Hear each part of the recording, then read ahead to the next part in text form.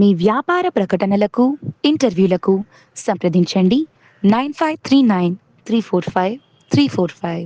నమస్తే. సామాన్యుడి చేతిలో సామాజిక అస్త్రం నెంబర్ 1 న్యూస్కి స్వాగతం. నేను రవీంద్ర. ఆంధ్రప్రదేశ్లో ఆయా పార్టీలో అసంతృప్తిగా ఉన్నటువంటి కొంతమంది కాపు నాయకులపై ఫోకస్ పెట్టారట మాజీ ముఖ్యమంత్రి వైఎస్ జగన్మోహన్ రెడ్డి. ఇప్పుడు రాజకీయ వర్గాల్లో ఇదే విస్తృత స్థాయిలో చర్చ జరుగుతుంది. మొన్న జరిగినటువంటి ఎన్నికల్లో ఘోరమైనటువంటి పరాజయాన్ని ఒక రకంగా ఆ పార్టీకి ఆ ఫలితాలు చాలా మైనస్ అనే చెప్పాలి. ఇలాంటి సందర్భంలో ఇప్పుడు పార్టీ అధినేతగా ఉన్నటువంటి వైఎస్ జగన్మోహన్ రెడ్డి ఆయన వ్యూహం ఏదైతే ఉందో అది ఫలిస్తుందా అంటే అంతంత మాత్రమే, వర్కౌట్ అవ్వదు అనేది రాజకీయ వర్గాల్లో వినిపిస్తుంది. ఈ మధ్య ఆయా పార్టీల్లో నిశ్శబ్దంగా ఉన్నటువంటి కాపు నాయకులను కలిసే ప్రయత్నం చేస్తున్నారని ఇప్పుడు ప్రధానంగా ఫోన్లో కొంతమందితో మాట్లాడినట్లు, అంటే కాపులకు మేమున్నాం, వైఎస్ఆర్సీపీలో సముచితమైనటువంటి స్థానం కల్పించబోతున్నాం, కాబట్టి మీరు మా పార్టీకి సపోర్ట్ చేయండి అని. ఎందుకంటే ఉన్న పరిస్థితుల్లో వైఎస్ఆర్సీపీ పరిస్థితి ఎంత అగమ్యగోచరంగా దయనీయంగా తయారైందనేది మనకు తెలుసు. వైనాట్ 175 అనే నినాదంతో వెళ్ళారు. కేవలం 11 స్థానాలకు మాత్రమే పరిమితం అయ్యారు. అంటే 2019లో వచ్చినటువంటి ఫలితాలే మళ్ళీ మనకు వస్తాయి అని భావించారు. దాన్నే ఓవర్ కాన్ఫిడెన్స్ అంటారు. అతి నమ్మకం, విశ్వాసం. దాని ద్వారా ఉన్నటువంటి క్యాడర్ని పక్కన పెట్టుకోవడం, వారిని పట్టించుకోకపోవడం, సరైనటువంటి ప్రాధాన్యతని ఇవ్వకపోవడం, ఆయన చుట్టూ ఉన్నటువంటి కోటరీకే అత్యధిక ప్రాధాన్యత ఇస్తూ వచ్చారు జగన్మోహన్ రెడ్డి. ఇలాంటి సందర్భంలో ఎటువంటి ఫలితాలు వచ్చాయి, తర్వాత జరిగినటువంటి పరిణామాలేంటి, ఇప్పుడు ఏం జరుగుతుంది అనేది మనకు తెలుసు. ఎంతోమంది మీకు ఒక నమస్కారం అని చెప్పి పార్టీ నుంచి బయటికి వెళ్ళిపోయారు. అలాగే కొంతమందిపై కేసులు, అంటే అధికారాన్ని అడ్డుపెట్టుకుని అక్రమాలకు అవినీతికి పాల్పడినటువంటి నేతలపై కేసులు నమోదు, కొంతమంది జైల్లో కూడా ఉన్నారు, మరి కొంతమంది బయటకు వచ్చారు బెయిల్పై. ఇలాంటి పరిస్థితుల నేపథ్యంలో పార్టీని బలోపేతం చేయడానికి, పార్టీలో ఉన్నటువంటి క్యాడర్ని స్ట్రాంగ్గా మనం తయారు చేయాలంటే అది అంత ఈజీ కాదు. ఎందుకనంటే రాజకీయంగా ఆయన సీనియర్ కాకపోయినప్పటికీ కానీ ఆయన ఆలోచనలు అవన్నీ కూడా ఒక రకమైనటువంటి రేంజ్లో ఉంటాయి. ఎందుకనంటే తాత దగ్గర పెరిగినటువంటి వ్యక్తి, తండ్రి రాజకీయాలను అందిపుచ్చుకున్నటువంటి వ్యక్తి జగన్మోహన్ రెడ్డి. అప్పుడు ఉన్నటువంటి పరిస్థితులు వేరు, ఇప్పుడు ఉన్నటువంటి పరిస్థితులు వేరు. కుటుంబంలోనే ఇప్పుడు సరైనటువంటి సఖ్యత లేదు, సహకారం లేదు, ఎవరు కూడా సపోర్ట్ చేసేటువంటి పరిస్థితి కూడా కనిపించట్లా. ఇంకా ఎదురుదాడి చెల్లి రూపంలో, షర్మిల రూపంలో, ఇవన్నీ కూడా ఆయనకు ఒక రకమైనటువంటి ప్రతిబంధకాలే, ప్రతికూలమైనటువంటి పరిస్థితులే. వీటన్నిటిని అధిగమించాలి, ఓవర్కమ్ చేయాలంటే ఒక బలమైనటువంటి క్యాడర్ కావాలి. ఆంధ్రప్రదేశ్లో కాపు సామాజిక వర్గానికి ఒక రకమైనటువంటి మంచి పేరు ప్రఖ్యాతులు ఉన్నాయి. ఇటువంటి క్రమంలో ఆయా పార్టీలకు సంబంధించి మంచి లీడర్స్ ఉన్నారు, లీడర్షిప్ క్వాలిటీస్ ఉన్నటువంటి నాయకులు ఉన్నారు. కానీ కొన్ని పరిస్థితుల నేపథ్యంలో ఆ పార్టీలో, అంటే వారు ప్రస్తుతం ఉన్నటువంటి పార్టీలో ఉన్నటువంటి ఆ యొక్క ఏదైతే ఈక్వేషన్స్ ఉన్నాయో వాటిని బట్టి కొంతమంది సైలెంట్లో ఉన్నారు పార్టీలో ఉన్నప్పటికీ. అటువంటి వారిని క్యాచ్ చేయటానికి జగన్మోహన్ రెడ్డి ఒక ప్రత్యేకమైనటువంటి ప్రణాళికను సిద్ధం చేశారట. ఇప్పుడు ఇది రాజకీయ వర్గాల్లో విస్తృత స్థాయిలో చర్చ జరుగుతుంది. జగన్మోహన్ రెడ్డి వ్యూహం ఫలిస్తుందా, ఫ్యాన్ పార్టీకి కాపు కాస్తారా, ఇదే చర్చ. అంటే కాపుల ఓటు బ్యాంకును మనం ఎలాగైనా సరే మనం సొంతం చేసుకోవాలి, మనం వశం చేసుకోవాలి అనే ఆలోచన వర్కౌట్ అవుతుందా? అసలు కానే కాదు. ఎందుకనంటే ఇప్పుడున్నటువంటి పరిస్థితుల్లో స్ట్రాంగ్ పొజిషన్లో ఉంది జనసేన. సాధారణంగా జనసేన అంటే మనకు గుర్తొచ్చేది కాపు సామాజిక వర్గం అంతా జనసేనకు హై ప్రయారిటీ ఇస్తుంది. సో ఇలాంటి సందర్భంలో ఉప ముఖ్యమంత్రిగా పవన్ కళ్యాణ్ ఉన్నారు. ఇప్పుడు నిజం చెప్పాలంటే ఆంధ్రప్రదేశ్లో తెలుగుదేశం పార్టీ కన్నా ఒక పెచ్చు పైనే ఉంది జనసేన.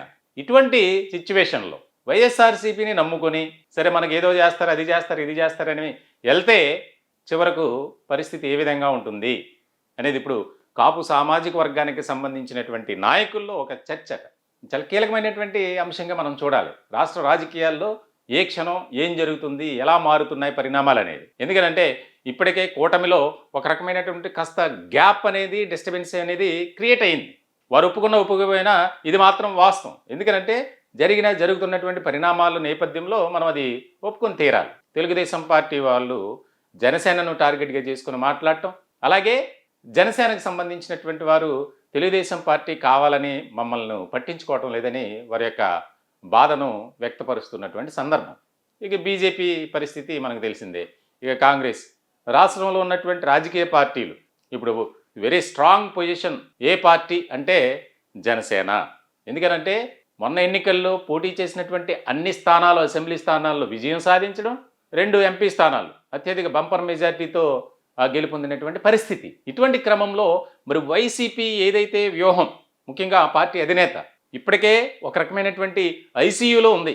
వైఎస్ఆర్సీపీ ఐసీయూలో ఉంది అని మనం ఒప్పుకొని తీరాలి. పార్టీ ఏ రకమైనటువంటి పరిస్థితులకు వెళ్తుంది రానున్న కాలంలో, వచ్చే స్థానిక సంస్థల ఎన్నికల్లో దానికోసం తహతహలాడుతున్నారు. కానీ పరిణామాలు ఎలా ఉంటాయి, ఫలితాలు ఎలా ఉంటాయి అనేది అందరికీ తెలిసినటువంటి అంశమే.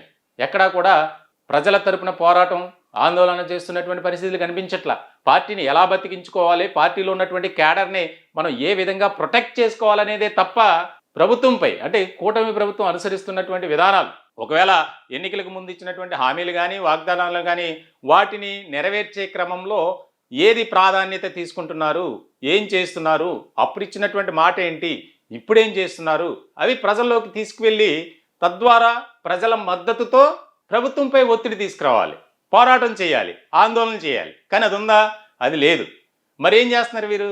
పార్టీని ఎలా మనం లీడ్ చేయాలి, పార్టీలో ఉన్నటువంటి నాయకులపై వస్తున్నటువంటి కేసుల్ని మనం ఏ విధంగా తప్పించుకోవాలి, ఎలా బయటకు తీసుకురావాలి. కొంతమంది పరారులో ఉంటున్నారు, కొంతమంది అయితే కేసు ఎదుర్కొంటున్నప్పటికీ రకరకాల ప్రయత్నాలు, యాంటిసిపేటరీ బెయిల్ కోసం లేదా రకరకాలుగా వారి ప్రయత్నాలు వారు చేస్తున్నారు. ఇలాంటి క్రమంలో ఎక్కడా కూడా ప్రజల్లో ఒక విశ్వాసం అనేది, నమ్మకం అనేది వైఎస్ఆర్సీపీ మీద లేదు అనేది ప్రస్తుతం రాజకీయ వర్గాల్లో జరుగుతున్నటువంటి చర్చ. మరి ఇలాంటి క్రమంలో కాపు సామాజిక వర్గానికి సంబంధించినటువంటి నాయకులపైనే టార్గెట్గా పెట్టుకొని ఇతర పార్టీలో ఉన్నటువంటి నాయకుల్ని ఎలా అయినా మన పార్టీలోకి లాగాలి, ఇది వర్కౌట్ అవుతుందా? అసలు ఆ పార్టీలో ఉన్నటువంటి కాపు సామాజిక వర్గంలో ఉన్నటువంటి నాయకులే సైలెంట్ మోడ్లోకి వెళ్ళిపోయారు. ఒక అంబటి రాంబాబు తప్ప ఎవరు కూడా అంతంత మాత్రమే.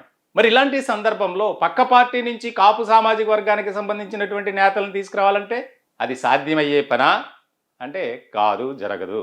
ఆయన ఏదో ఒక వ్యూహంతో వెళ్తున్నారు, కానీ అది వర్కౌట్ అవ్వదు. ఎందుకనంటే ఉన్నటువంటి పరిస్థితుల నేపథ్యంలో ఉన్న క్యాడర్ని కాపాడుకోలేక ఇక ఈ రకమైనటువంటి ప్రయత్నాలు చేస్తున్నారు. రానున్న కాలంలో వైఎస్ఆర్సీపీకి చాలా గడ్డు పరిస్థితులు ఎదురవ్వక తప్పదు అనేది రాజకీయ వర్గాల్లో చర్చ జరుగుతుంది. ఆ పార్టీలో ఉన్నటువంటి నాయకులే మనకెందుకులే ఈ పార్టీ, బయటికి వెళ్దాం, మన వ్యాపారాలు మనం చేసుకుందాం, మన పనులు మనం చేసుకుందాం, అనవసరంగా ఇక్కడ ఉన్నాం అన్న రీతిలో కూడా ఒక చర్చ జరుగుతుందట. ఇటీవల కాలంలో ఆయన పార్లమెంటు నియోజకవర్గ స్థాయిలో మీటింగ్లు పెట్టారు. తాజాగా అయితే మొత్తం రాష్ట్ర వ్యాప్తంగా 175 నియోజకవర్గాలకు సంబంధించి అక్కడ సమన్వయకర్తలు కానీ, ఒక స్థాయిలో ఉన్నటువంటి లీడర్లతో సమావేశాన్ని ఏర్పాటు చేశారు.